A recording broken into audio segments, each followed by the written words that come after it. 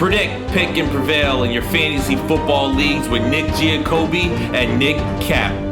From breakouts to busts, superstars to sleepers, these are the guys that will help you achieve fantasy glory. This is the PrimeTime Fantasy Podcast. Welcome everybody to Season 2, Episode 68 of the PrimeTime Fantasy Podcast, where we give you our predictions, our picks, with the hopes that we hope you prevail throughout Week 14 and the rest of the 2022 fantasy football season. I'm your host, Nick Giacobbe. Joining me is Nick Cap. Nick, we're recording late Thursday night.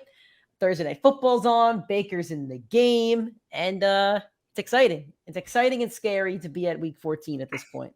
Wow, the big show in town number 3. That's crazy. And to think someone said that he was a terrible quarterback for the first 4 years of his career is wild. Wonder who that was. The same guy that said Joe Burrow is overrated, but whatever. Yeah, I mean... Can't hit on all the Ohio teams. No, you can't. All right. I am really hoping for a Josh Jacobs score. I am tuned into this game. I need Jacobs for my dynasty team. That's nice. Anyway, all right. Big Friday show. We always have a big Friday show, all boom, all bust teams, and some other fun stuff for you. So if it's your first time listening to us, thank you so much. We do the show on Mondays, Tuesdays, Thursdays, and Fridays. Also a live show on Sunday. That's normally at 8:30 a.m. There's going to be a little bit of scheduling conflicts over the next few weeks. This week, we are going to go at 8 o'clock. So it's not a big deal. Next week, we should be fine. The week after is actually Christmas. And we can announce this now. We're not going to go live on Christmas. We're actually going to go live on Christmas Eve. Most of the games are on that Saturday, so we don't have a time yet. Maybe 8:30, maybe 9 o'clock. Well, we'll figure it out. But since most of the games are on Saturday, it makes more sense to go live on that Saturday. So hopefully you guys will join us on that Saturday. That will be the live show to prepare you for week 16. So there you go. But anyway, live show this week, 8 o'clock Eastern time, 8 a.m. It's going to be on Facebook, YouTube, and Twitter. As always, Facebook and YouTube is PrimeTime Fantasy Podcast. Twitter is PrimeTimeFFPod. Really hope you do join us. We want to help you guys out, with the playoffs coming up and, set those lineups and, do the best we can. As I said, we do the show Monday, Tuesday, Thursday, and Friday. This is our Friday show. We give you the news of the week, all the injuries, news that you need to know, leading into that week.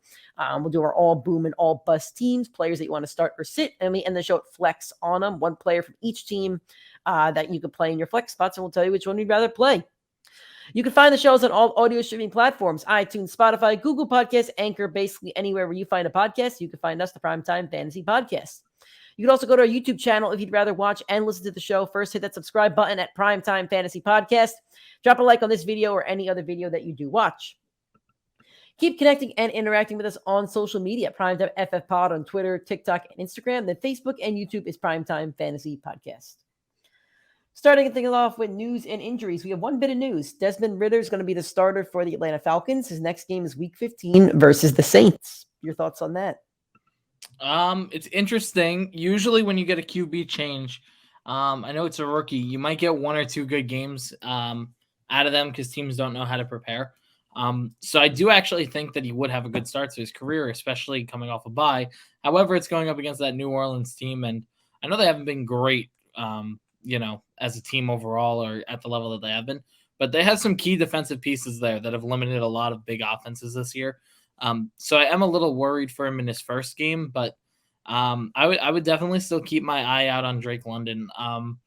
I know it's hard to say that being the inconsistency that he's had this year, but I mean, he's the only healthy option that they're going to have rest of the year outside of that running back room. So I think there's a lot of potential not to play them that week, but if you do have them on your roster, maybe keep an eye out for week 16, week 17. They could be viable options. Not saying play Ridder, just the skill positions around him. I think it's going to be really tough to trust them in your fantasy playoffs, especially I think Cordell Patterson's one that might be trustable, but when it comes to London, I think it's going to be really, really hard to trust him in 10 or 12-man leagues, depending on your roster, obviously. But yeah, I think it could get really messy over there. Injury news. I haven't updated this since like 7 o'clock. I believe Kenneth Walker also did not practice. But let's start with the players that did not practice. Lamar Jackson with a knee injury. Jacoby Myers with a head injury. He's playing on Monday night. He's in concussion protocol, so watch that one before Sunday morning. Brandon Cooks with a calf injury. Trevor Lawrence with a foot injury. Probably going to miss this week.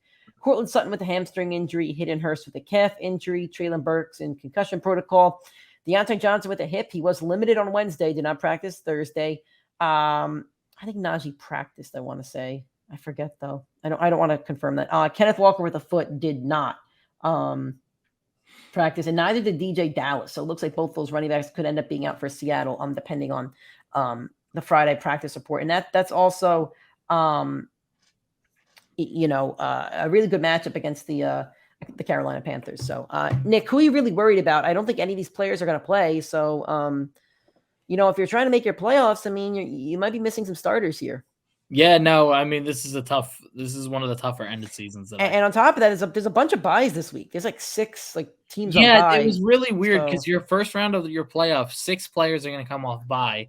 And unfortunately, I would like to think offenses don't get reworked, but you'll see a lot of oddball, snap shares from wide receiver 2s on these teams. So, a guy like Cortland Sutton, I think not Cortland Sutton, but some of the other guys on bye, you're going to, I'm trying to think of some guys like Christian Watson should be fine as a wide receiver 1, but is Alan Lazard, when Romeo Doubs gets cut back, is he going to be filtered out of the offense entirely? And he's been someone that's been pretty consistent on the entire year.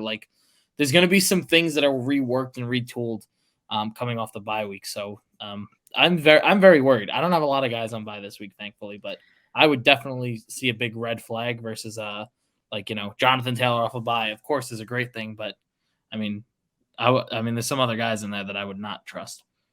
Like who? Who would you not trust off a bye? You'd be worried about a player off a bye per se? I think they'd be healthier at that point. Usually the wide receiver 2s, they wind up splitting more snap share. Let me take a look at the guys on bye this week, but that's just something that's been kind of consistent in the NFL. Okay. So you got the Bears, so they could retool the offense around Claypool. That would be interesting. Commanders, Jahan Dotson could totally take out Curtis Samuel of that offense. Atlanta, we don't know what they'll do. The Saints, so some of these teams you really do know what their tools are. I mean, Curtis Samuel, I think, would be the biggest red flag to me out of all of them. All right, that's fair. Limited practices. J.K. Dobbins with a knee injury, still on IR, but can return, get taken off IR and play this week against the Steelers. Dante Foreman with a foot injury returned to practice. He did not practice on Wednesday. Christian McCaffrey with a knee injury. Debo with a quad. David Njoku with the ankle. Leonard Fournette with a foot. Saquon Barkley with a neck is a new one. And T. Higgins with a hamstring is a new one. I didn't hear Zach Taylor talk today, but I would love to get more clarification on the T. Higgins injury because that is a new one. Hamstrings linger. It's a good thing that he is practicing, so I wonder if it's just a tiny thing. Because if he hurt it Wednesday and now has a hamstring injury, that'd be very worrisome before your fantasy playoffs. No, yeah, I totally agree. That's become my least favorite injury to have to any of my wide receivers at this point is a hamstring. So there you go. The only other one that bothers me is groin, but we haven't seen anyone deal with it this year. Not yet. Yeah, they all get set. I think that's what Kenneth Walker had at the beginning of the year. Or Hurley. Yeah, but they didn't play him. Yeah. All right. Yeah. Full practices. Mike Williams with an ankle. DeAndre Swift with an ankle. Jamal Williams with a hand. And I also saw Jalen Waddle. I forget his injury, but he did practice in full. So there we go. Moving on to our week 14 all boom teams. Me and Nick combined them. We, like we had the last few weeks. And we got players that we both really believe in or don't believe in for the bust team. So here we go. Nick, you chose the boom quarterback. So how about you take this one? Kirk Cousins is our boom quarterback. Why do you think he should be a big boom this week? Yeah, I mean, like I said, 1 o'clock Kirk Cousins is a godsend, except when he played the New York Jets this past week, which we told you to bench him, and he only scored, I think, 12 points on the week.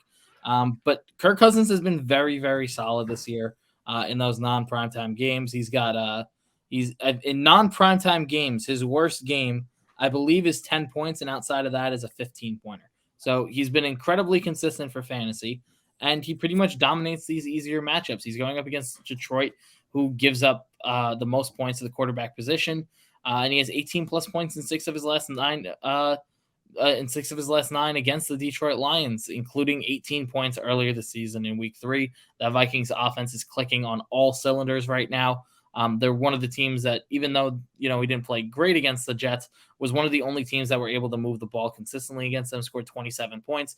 That's the most that any team has scored since Week 3 against them. So that team is rocking and rolling, and I think there's no way that Detroit defense, who has stepped up in the past few weeks, is going to be able to limit Kirk in his real prime time of 1 o'clock. All right.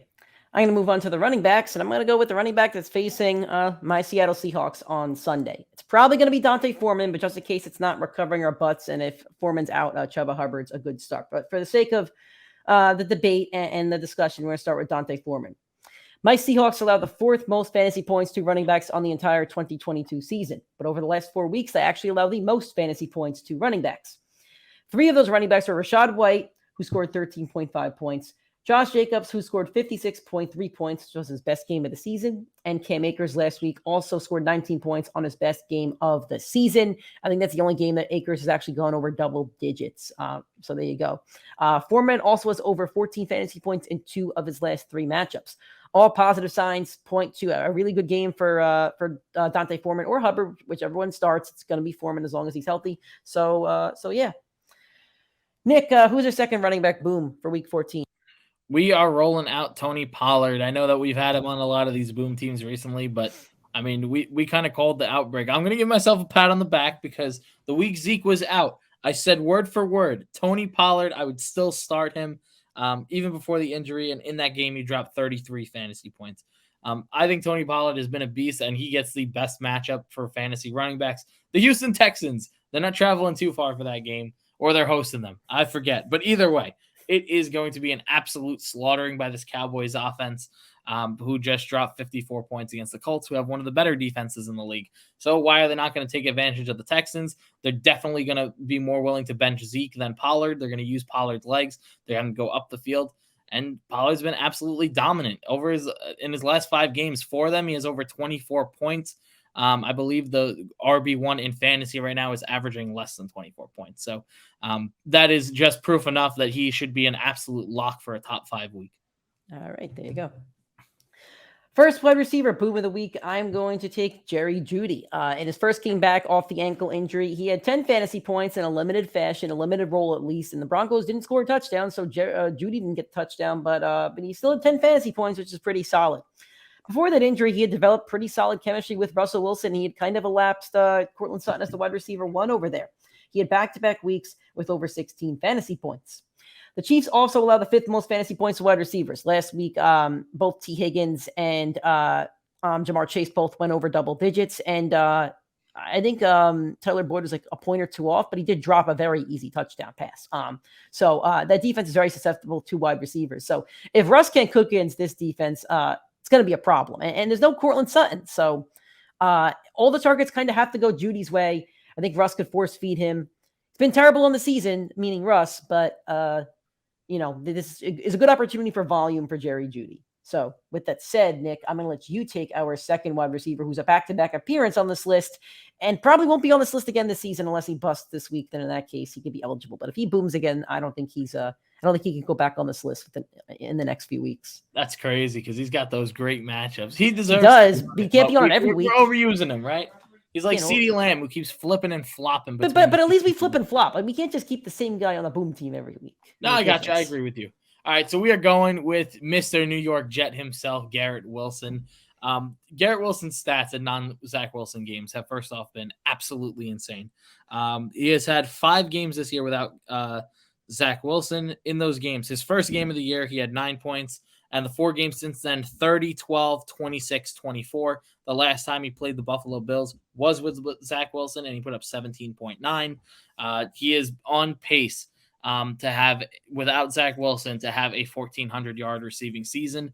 That would be right up there with Jamar Chase and Justin Jefferson's rookie year. So I'm not saying he's one of those 2 guys, but I am saying he has been an absolute dominant wide receiver for fantasy football in these games. Over those 5 games without Zach Wilson, the Jets are averaging about 48 passing attempts a game. Mike White, over the last 2 games, his 2 games as a starter, has gone for over 300 yards in each of them, and he's clearly the number 1 option on the team. On top of that, this is excellent stat by Nick, who did a lot of the notes for today, so I'm going to give him his props right there.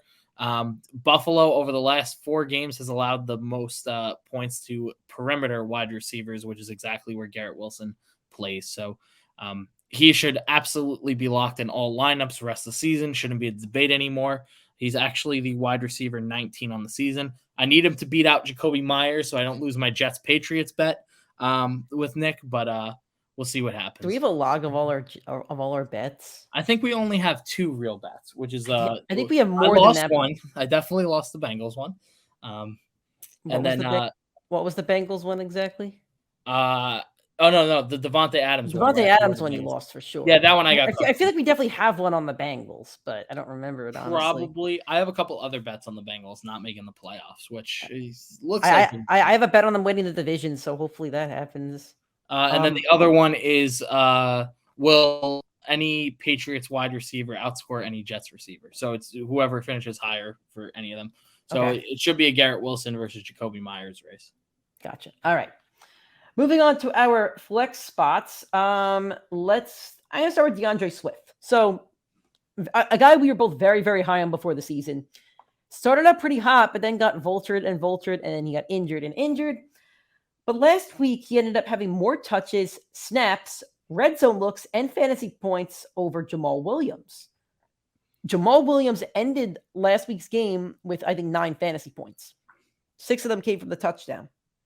I forget what Swift's number was, but point being, I think DeAndre Swift is back to being the running back 1 over there. And unless they get down to the goal line, I'm not sure how much work Jamal Williams is going to get. I'm not saying not to start Jamal Williams, but because of his high touchdown upside. But I think Swift can be locked into lineups, especially this week against a susceptible Vikings defense. They've allowed the 13th most fantasy points to running backs, including 6 touchdowns and the 10th most points since week 10. So there you go. The Vikings have not been great against running backs. It's a good opportunity. They've been very bad against wide receivers as well. So Swift could get some passing work. And yeah, it's going to be a big game for DeAndre Swift. Who is our second flex boom of the week? Now, we wanted to do Christian Kirk. The only reason why we didn't, my choice, was because we had Kirk and Garrett Wilson on our team last week, and we didn't want to double down back-to-back weeks with 2 players. So we're going with his partner in crime. We're going with Zay Jones. The matchup is just too favorable. You have to roll Zay Jones out there against the Titans, who have given up the most points to the wide receiver position so far this year. And last week, I mean, if you watch that game, A.J. Brown and Devontae Smith put on an absolute clinic. But for fantasy football, they also each put up 15 points. So even if Christian Kirk puts up that 30-point A.J. Brown game, it's very possible that Zay Jones still benefits. And over the last 3 games for Zay Jones, he's averaging over 10 targets a game. He has 31 total, and he has over 14 points in 2 of those 3. So you got the volume, you have the production that comes with it, you have the easy matchup. You have what likely will be a play from behind game for Zay Jones. The only thing that will worry me is if Trevor Lawrence is out for the game. But even then, they're going to be playing from behind so much, and they have that favorable matchup where I do expect Zay Jones to get that consistent workload. All right. Up next is our boom tight end. I did this one at like midnight last night, and I'm really excited for it. I could have loaded this up with even more stats, but it's going to be TJ Hawkinson. The Lions allow the 5th most fantasy points to tight ends. On top of that, TJ Hawkinson has a double-digit fantasy points in 4 of the last 6 games after he was traded to the Minnesota Vikings. Also on top of that, he averages over 6 targets since being traded to the Minnesota Vikings. That's a lot of volume, especially for a tight end. On top of that, Evan Ingram against the Lions, 5 receptions, 30 yards, and a touchdown. That was good for 14 fantasy points. On top of that, the Lions have also given up 9 touchdowns on the year to tight ends. They played 13 games, I believe, or 12, or maybe 12. Maybe they played 12 games. Yeah, I guess they played 12 games, and they gave up a touchdown in 9 of them, or I guess 9 touchdowns in 12 games. So averaging almost a touchdown a game. And finally, it is a revenge game. Revenge game. I love revenge games. This is a great opportunity. We saw what happened last week when A.J. Brown went up against those Tennessee Titans. It was such a big revenge game that he got his former GM fired the next day, which is hilarious. Crazy. I don't think that'll happen to the Lions GM because the Lions are pretty decent right now, and they're favored in the game. But anyway, big game for T.J. Hawkinson. If you had him on your roster the entire year and you need a playoff spot, this is a game a game where he could get you into your playoffs. Moving on to our Week 14 all-bust team. Going to start off with the quarterback. Nick chose this one. I loaded up the stats, but I do want to know why Nick was a little bit down on Kyler because I was more indifferent. So, Nick, why is Kyler Murray our all-bust quarterback for this week? So, Kyler Murray has been probably one of the sleepers for fantasy so far this year because no one gives him any credit. He missed 2 games. He's still the QB 11. He's averaging 22 points per game on the year. But that offense is very much struggled against the tougher defenses. Kyler Murray has not been the same quarterback when it comes to those tougher matchups. The 3 toughest games so far this year were the Rams, the Eagles, and the what was it? Philly, New Orleans, New Orleans and the Rams. And the Rams on week 3. So it was before. Yeah, it was when you had the healthy Rams defense. It was the good Rams. In all 3 of those games, Kyler Murray has his 3 worst games of the season. So New England, I don't think they're better than Philly, but I do think that they're better than the other 2 defenses that are listed there. Yes. And Bill Belichick, I think that's fair. He's an absolute mastermind at taking away your best option. And for me, I don't know if he'll stop DeAndre Hopkins and Marquise Brown, but I do think he's going to find a way to stop the running game of Kyler Murray. I think that this is going to have a very big chance for James Conner to find those goal line work. I don't think you're going to see Kyler running out of the pocket and escaping Matt Judon as much as you typically do. Judon's been phenomenal. He's been probably the best Patriots D lineman since Vince Wilfork. Absolutely. He's been such a monster, and that's like a real football thing you really need to know. He's been so dominant as an edge rusher, and he's been dominant against mobile quarterbacks, where I think Kyler Murray's going to struggle more in this game with his legs to beat teams, and that's pretty much where his bad fantasy games have come, against those better edge rushing teams. So I'm not saying Kyler Murray's going to have a terrible game, and he's been way too consistent. I don't think he has a game under 16 points this I believe 15 is his lowest. His 3 lowest are 15, 16, and 18, I believe. So you can't bench him because of the consistency, but I am saying do not expect him to hit his ceiling. So for me, a bust for Kyler, he's at a 22-point average, would be a 15 to 17-point game, and that's where I think he's going to finish. All right. First running back bust I have here is Rachaad White. At this point, if you're going up against the San Francisco 49ers defense, I'm going to bust you. That's the reality of it. Last week, Jeff Wilson only had 0.3 points, and Raheem Mostert had 3 points. And I know the running game's not the same, but the Bucs are still down Tristan Wirfs, I believe. So you're down tackles, center. The run game's not going to be pretty. He's probably going to need a touchdown to hit his projection. I think it's 11 or something like that. And you're really banking on a touchdown there against the toughest run defense in the league. I just don't like those odds. I'm not saying you can bench him or should bench him because, again, the bye weeks, you probably are in a tough situation. I have to play Devin Singletary this week because of Jonathan Taylor being out, but it's a messy situation. That's the reality of it. Very much temper those expectations for Rachaad White. Who is your second bust running back for week 14? We're going with Dameon Pierce, and I hate saying it because I've loved Dameon Pierce on the year, but the last few weeks have been brutal, and it's been an absolute show of just how terrible that the Houston Texans are. They've been absolutely obliterated early on and in every single one of these games. And when they are getting obliterated, Dameon Pierce does not see his rushing workload. He does not see nearly as much workload in the passing game as some of those other top tier running backs do. Last 3 games in those blowouts against Washington, 3 points, Miami 4.5, and Cleveland, he had 18 carries, which got him to 12 points, which was solid, but that was his best game over that span, and before that, he was very consistent. I do think Pierce has a chance to turn it around because his better games have come with Davis Mills at quarterback, who is taking back over that offense. But the Dallas Cowboys defense has been incredibly scary for every matchup against running backs. They're the 4th best team against the run, and it feels like over the last few weeks, they've absolutely shut down running backs. It's just going to be a terrible game script for a guy that probably needs to be playing with a lead.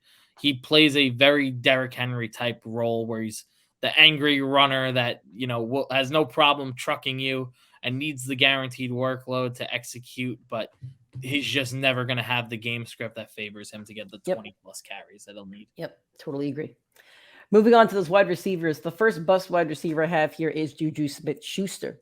Over the last 3 games, he's only averaging 6 fantasy points, which is pretty bad for a guy that started to heat up towards the middle of the season.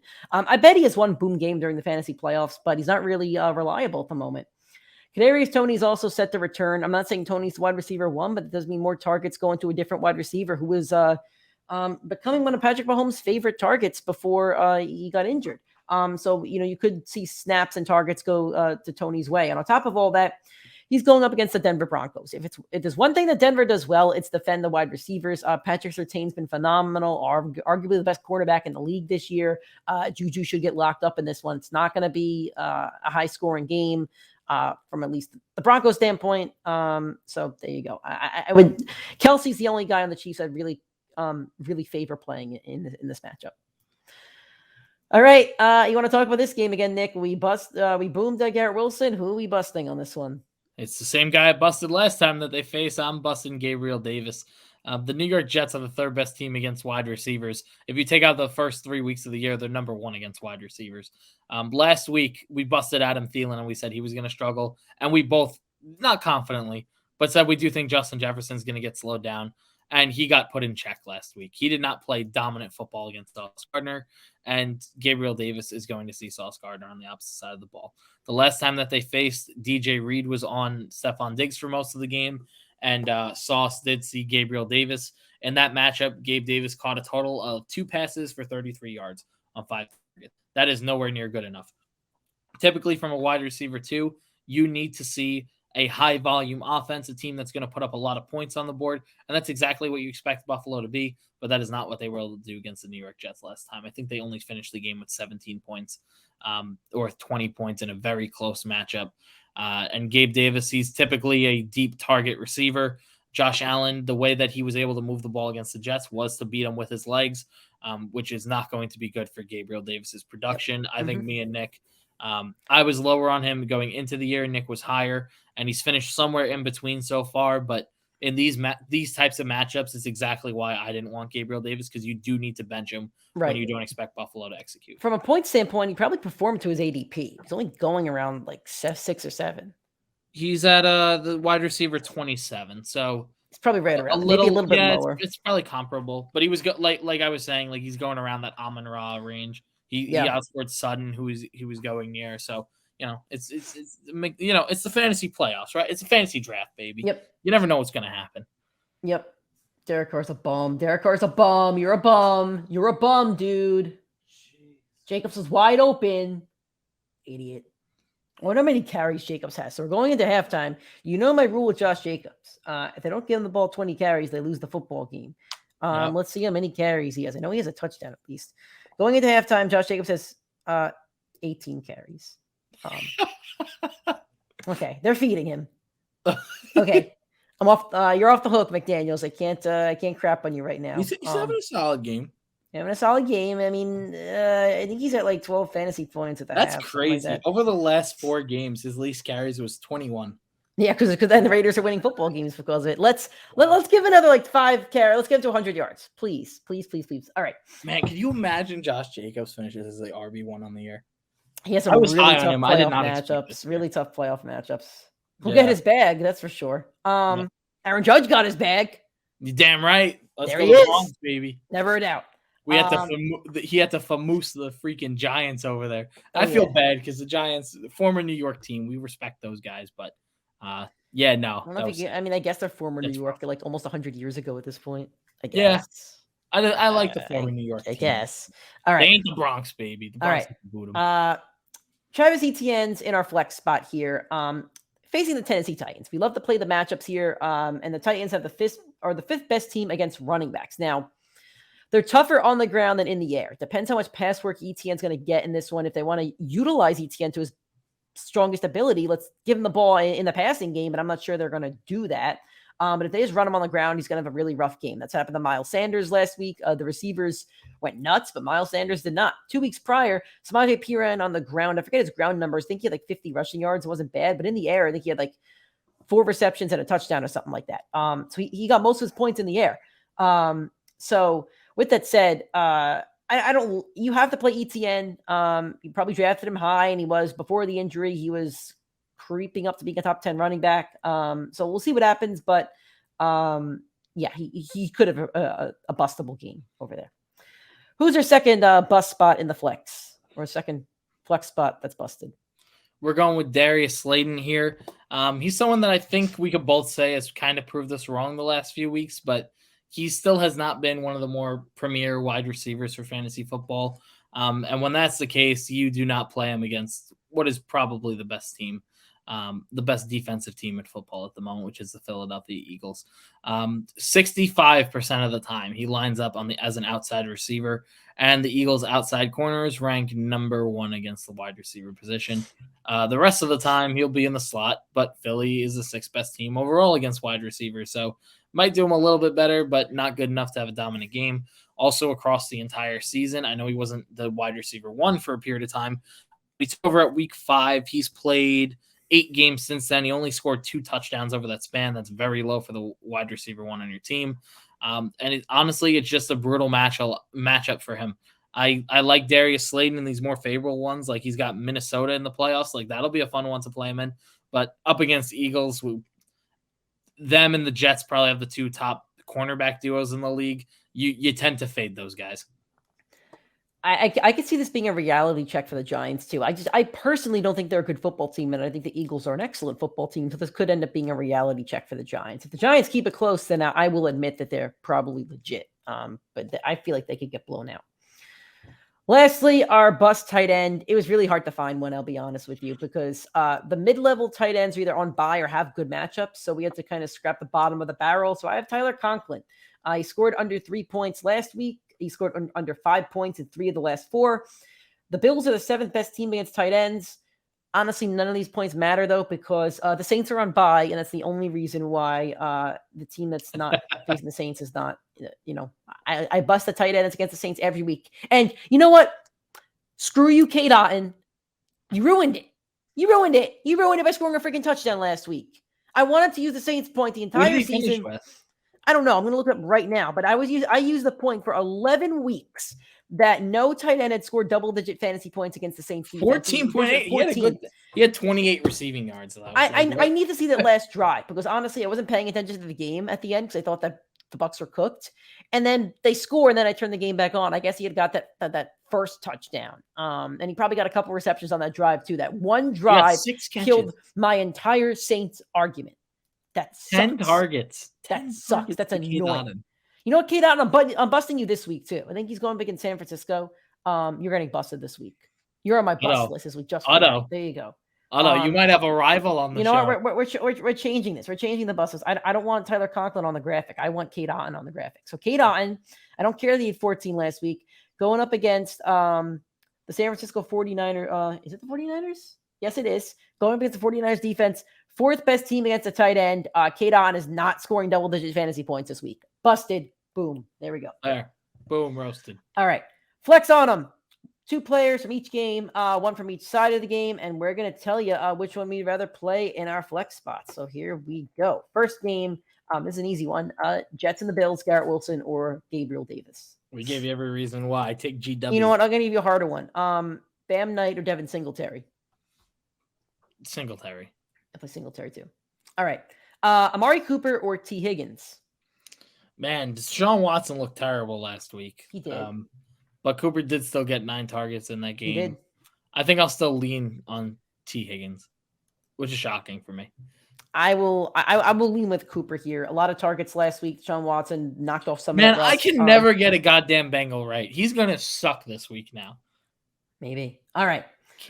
Damian Pierce or Tony Pollard. This is also an easy one. Can I think of a different? I can't really think of a different one because the Texans have nobody. Nico Collins versus Michael Gallup. Ugh. Nico Collins. He's been out targeting Pierce out targeting Cooks for the last few weeks. Cooks is going to be out this week, I think, too. Yeah, I think so too. All right. I'm going to switch this one up. Adam Thielen or DJ Chark? I'm switching it up on you. I take Thielen. If you ask me Jameson Williams, I'll take Jameson Williams. I will take DJ Chark. He had a mini revenge game last week against Jacksonville. And Jameson Williams, I think, is getting eased into the offense. I think it's going to take another week or two. The Titans have nobody. If Treylon Burks was here, I would have Treylon Burks. But it's Derrick Henry or ETN. I don't know what else to say. The Titans how about have nobody. Derrick Henry versus Christian Kirk? It's always Derrick Henry. I would take Christian Kirk. You think Christian Kirk is outscoring Derrick Henry this week? Derrick Henry's been ass this year. You think? Come on. Yes. You think Christian Kirk is going up against the easiest matchup to the wide receiver position? Trevor may not even play. I don't even know who the backup is. Do you know who the backup is? I always feel like it's Blaine Gabbert, but it's not. You're trusting a Jaguars backup quarterback I am over trusting Derrick the wide Henry? receiver 11 on the season who has 99 targets in his 12 games this year. Yes. Add another bet up. I bet you Derrick Henry outscores Christian Kirk by what's the projection for both of them right now? Let's see what the projection is. Kirk is projected 14. Derrick Henry's projected. My thing isn't updated yet. 14 versus 17.8. Okay, I will say that Derrick Henry outscores him by 6 at least. Done. There we go. Easy deal. There we Put go. a case of dew on it. Yeah, the case. Yeah, we need to have a drink that we both like, or snack or something. We both like brisk iced tea. We'll own up to a bet in a couple weeks when I'm home if you're there as well. All right. Devontae Smith or Darius Slayton. I guess we did this one too technically, but yeah, I take Smith.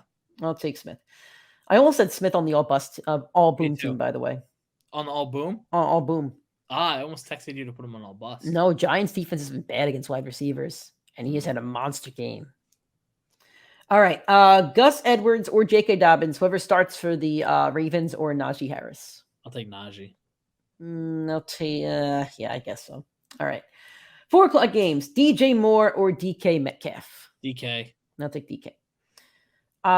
Juju Smith-Schuster or Jerry Jeudy.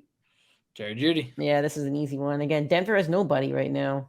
Like, they're bad. I can't think of another one. Chris Godwin or Deebo Samuel. I'm gonna go with Deebo because I think that Brock Purdy. He's gonna need a little help from those playmakers. So I would lean Deebo slightly here. I'm going Chris Godwin. Sunday Night Football. Jalen Waddle or Mike Williams. The Dolphins have only had 2 Sunday Night Football games since NBC took over Sunday Night Football in 2006, by the way. Wow. They have 2. Jacksonville had 2. A couple other teams. I bet the Texans don't have a lot. I bet the Commanders don't have a lot. The Jets probably don't have a lot. Seattle didn't get one this year. I'm a little upset Seattle didn't get one this year. Well, we thought you guys were ass going into the year. But we're not ass, so we should get one. I know you're not. You should have been flexed in there instead of those goddamn let's ride Broncos. I'm going to lean Jalen Waddle here. Okay. I think Waddle's going to be someone I target a lot next year in drafts. Yeah, but you don't like wide receiver 2s. I hate them, but you are beating the drum that T. Higgins shouldn't be taking. He was a wide receiver 2. So where would you take? Where would you take Waddle? I wouldn't take, not at his ADP for what it'll be next year. Waddle was going around the wide receiver 10, and I don't justify that. Here are 2 games that should be on Sunday Night Football. Chiefs, Seahawks, Saturday, 1 o'clock. I guess it's not the Sunday night game, but I guess the Saturday night game. I don't know. And Jets, Seahawks the next week for a playoff spot, probably. Jets, Hawks should be a good one. Let's see. Who else is on that slate? The Sunday Night Football game for the Jets, Hawks week is, oh, God, please, no. Oh, God. The Rams and the Chargers. Flex that shit out. This is going to be a good Sunday Night Football. It's going to be when everyone says that Justin Herbert's the 4th best quarterback in his class, and I'm going to be pissed about it. Because Herbert's going to lose because he's not a winner. No, because he has the 30th ranked defense. The Saturday night game is the Raiders and the Steelers, by the way, on Christmas Tua lost week. to Brock Purdy. Does that make him not a winner? The team is too good. 49ers are too good.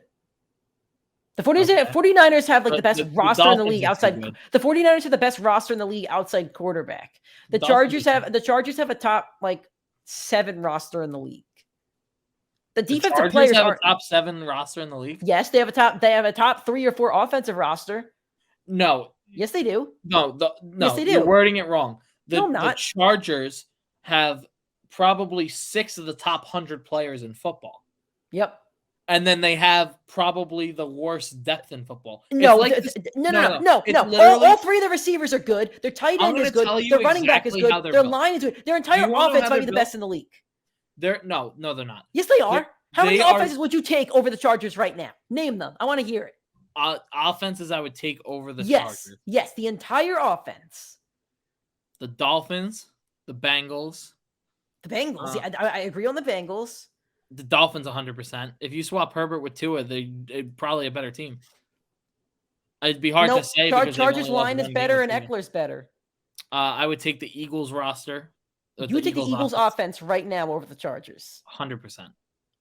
Why? The Chargers have the same offensive line, a The better Eagles have the running back, number and one ranked comparable wide offensive line in receivers. football. Do The they? Eagles have the number one offensive line in football. I think you're making excuses. Herbert is a sick offense. You can't tell me he doesn't have a sick Austin offense. Eckler plays 45% of snaps. That's It's a coaching Staley's problem. That's on Staley. How many? Okay, I got a better question. How many coaches would you swap out with Brandon Staley in the NFL? At least 20. I'm trying to figure out how many I wouldn't. Hackett. McDaniels. I don't know. You might even swap. McDaniel's on a winning streak. I think McDaniel's might be a better coach than Staley. Lovie Smith. No, the Panthers coach. I don't know about Lovie Smith. He hasn't got an opportunity. His roster's terrible. I don't know if I can say you Lovie agree? Smith. Brandon Staley's a shit coach. He's terrible. Okay, so you could make a case for the coach, but you can't make a case for the roster. The roster you can is absolutely make great. a case for the roster. No, over the last 3 years, the Chargers have the 30th ranked defense in the NFL. That means with Derwin James, but then they went out and paid people. They Khalil paid people. With those 3 stars on that defense, they've been that bad. I'm telling you exactly who they remind me of. They remind me of the Seattle Seahawks over the last few years because the Seahawks are always top heavy. Like it was Russell Wilson, Bobby Wagner, DK Metcalf. Their defense always had like 2 or 3 absolute studs. Yep. Joey Bosa, Justin Herbert, Keenan Allen, Mike Williams started emerging, and Derwin James. Those are their 4. Both those safeties got hurt a lot, except the only thing that was proven is Pete Carroll is a much better coach than Brandon Staley. I think when he gets... I will agree with your point about the defense where they have 2 or 3 studs and the rest of them just blow. But the offense, it's if you drafted the top 5 offenses in the league, they would be a top 5 offense. They'd be a top 3 or 4 offense. I don't think so. Well, I think a big part. How many teams have Joshua Palmer as a wide receiver 3, then Gerald Everett as their 4th receiving option with Eckler? They've only had 3 games all year with their entire wide receiving core healthy. Okay, but no. Healthy offense for 16 games. They have a top 4 or 5 or 3 or 4 offensive roster in the league. If they are healthy, they debatable. are. It's not. No, it's not debatable. It depends on the coach too. Their coach is terrible. You pick the coach. You pick the coach, and you get the Chargers offense. Where do you rank them? If I have to take Brandon, you have Sean McVay or Andy Reid with the Chargers offense. When Sean Payton's the coach next year, then you're going to see just how great Justin. Sure, Sean Payton. Where do you rank the fucking Chargers offense? If you give me probably one of the top 3 offensive minds in all of football, I will rank them in the top 5. No, the top 3. What 4 are you taking over them? The offensive line isn't good enough. Again, it's top heavy. Their center and their right tackle are dominant. Do you think the Dolphins' offensive line is better? Probably. No, the Dolphins don't have a good offensive line. No. Tua has time for his weak ass arm to fling it 60 yards. Oh God, I'm gonna end this one. All right, that's a fun one, but I can't. You know what? I can't wait to watch the Chargers lose on Sunday Night Football. Now I'm excited for it. I might have to get a Miami jersey. Lose. And it's going to be because of the defense, because there's no way anyone back there is hanging with Tyreek Hill. And Joey Bosa and Khalil Mack, they're not good enough to get to Tua often enough. All right, we'll see. Which is crazy to say, but it is crazy to say. That's ridiculous. All right. They haven't been in one of the better pass rushing teams. All right. Y'all got a fun rant. This is a fun show. All right. Sometimes we talk football on the show. It's not fantasy football. All right. Thank you guys for listening. Hopefully you enjoyed that. If you want more fantasy content from us, Sunday, 8 o'clock a.m. Eastern time, YouTube, Facebook, and Twitter. YouTube and Facebook is Primetime Fantasy Podcast. Twitter is Primetime FF Pod. Keep connecting with us on social media until then. Primetime FF Pod on Facebook. Primetime FF Pod on Instagram, Twitter, and TikTok. Then Primetime Fantasy Podcast on Facebook and YouTube. All right. Thank you. I just want you to know, just because of our argument, Justin Herbert is going on the live graphic. Oh boy. That's great. Can you put her? Well, I was gonna say, you may want to save him for Sunday at that point, unless you want to do any Sunday live stream. That's the Sunday live stream. Do Herbert and somebody. I'll do Herbert and Tua. There we go. All right. Thank you guys for listening. Hope you enjoyed. Get ready for Week 14. Join the live 8 o'clock Eastern time on Sunday.